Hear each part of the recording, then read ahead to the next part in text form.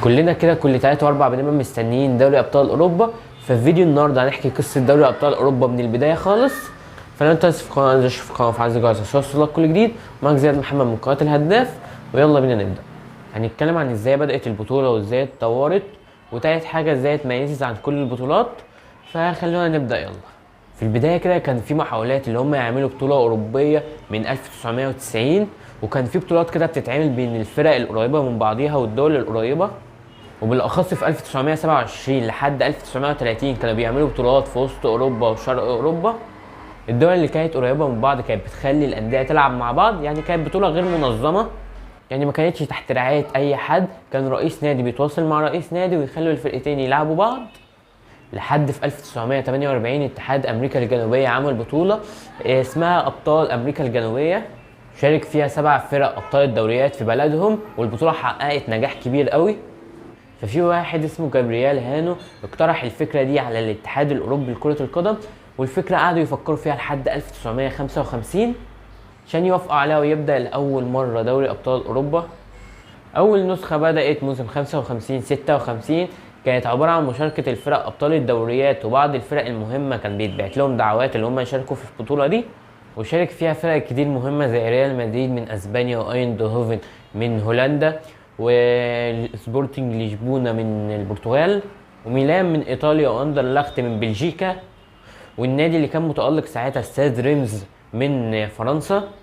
كانت منظمه من 16 فرقه. في اول نسخه عملت معدل تهديفي عالي جدا، الفرق سجلوا 127 هدف، ومجموع الحضور الجماهيري وصل ل 900 الف واحد في المدرجات. وكان نظامها خروج المغلوب، وريال مدريد نجح اللي هو يفوز باول نسخه. ولما الاتحاد الاوروبي شاف معدل الجماهير واهتمام الناس بالبطوله دي، قال اللي هو لازم يطورها اكتر واكتر.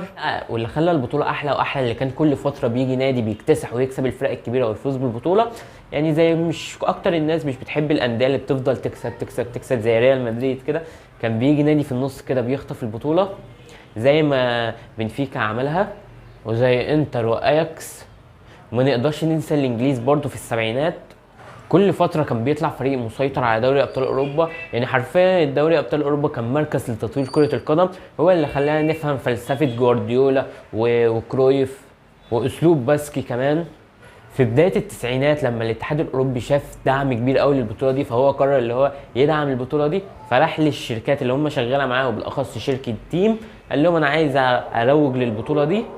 فاول حاجه عملوا نشيد خاص لدوري ابطال اوروبا، وتاني حاجه عملوا شعار بيظهر في نص الملعب في بدايه كل المباريات، حاجه كوره واحده بس لدوري ابطال اوروبا. وبعد انتقادات كتير علشان الفريق اللي بيشارك في البطوله هو الفريق صاحب الدوري اللي بيكسب الدوري، فقرروا ان هم يطوروا البطوله وما يخلوش الفريق اللي هو كسب الدوري هو اللي يشارك. والاتحاد الاوروبي قال هنزود الفرق ونعمل دور مجموعات. وفي موسم 91-92 عملوا التجربه الاولى لدوري المجموعات. التجربة الأولى لتغيير نظام البطولة، الدور الأول والثاني يتلعبوا أدوار إقصائية، ومن أول دور الثمانية يتلعب على مجموعتين، وأول المجموعة دي وأول المجموعة دي يلعبوا بعض في النهائي. وفي النسخة الأولى قدر برشلونة اللي هو يتوج بالبطولة. فكرة دور المجموعات هو كان التوسع في الفرق ويزودوا عدد المباريات. وفي موسم 92-93 غيروا اسم البطولة من الكأس الأوروبية لدوري أبطال أوروبا.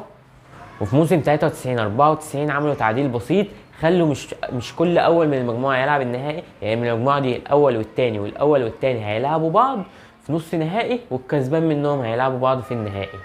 وفكره الطريقه دي ان هم يزودوا عدد المباريات. وبعد كده حصل حاجه، وهي انهيار الاتحاد السفيوتي، فخلى لعيبه مش اوروبيه تلعب عادي في اوروبا. قبل كده كان ممنوع، ما ينفعش لاعب من امريكا يجي يلعب في اوروبا. بعد انهيار الاتحاد السفيوتي بقى عادي لعيبه من امريكا وكل الحتت تيجي تلعب في اوروبا، يعني زودوا النجوم اكتر في اوروبا. فكان في نجوم كتير قوي جت اوروبا، في الاتحاد الاوروبي مش هضيع الفرصه دي، وعايز كل النجوم دي تلعب مع بعض في بطوله واحده، نجوم ايطاليا واسبانيا وانجلترا. وفي 97-98 دوري ابطال اوروبا بقى اهم بطوله في كره القدم، وغيروا نظام البطوله، قالوا مش الاول كل دوله هو اللي يلعب، هيخلوا الاول والثاني هو اللي يلعب. وبالتحديد من الدول الكبيره هيلعبوا الدور الاول على 6 مجموعات، بحيث ان اكبر انديه في البلاد تشارك، على الاقل هيبقى عندهم 2 منهم. وازداد عدد الجماهير وازداد عدد الماتشات، وبقى في ديربيات في البطوله. وبعد كده غيروا نظام البطوله وخلوا ابطال السبع دوريات الكبرى بيشاركوا في البطوله، وبطل النسخه اللي فاتت بيشارك في البطوله، وباقي الانديه بتلعب مع بعض ادوار اقصائيه عشان يتاهلوا. وكل شويه بتزداد عدد الفرق وعدد الجماهير وكل حاجه، فبيقرروا ان هم يكتروا عدد الفرق ل 32 فرقه لحد النظام اللي احنا عليه لحد دلوقتي، واربع فرق من الدوريات الكبرى بتشارك. ومع الوقت ده كان كل سنه بيحصل حاجه بتخلي دوري ابطال اوروبا ده يربط في دماغك، زي رأسية راموس في اتلتيكو مدريد في نهائي العشرة، او زي في 2005 ريمونتادة ليفربول على الميلان، او ريمونتادة برشلونه على باريس سان جيرمان، او ريمونتادة اليونايتد على بايرن ميونخ. يعني دوري ابطال اوروبا خلى فيه لحظات رائعه بتتربط في الدماغ وبيستناها كل سنه.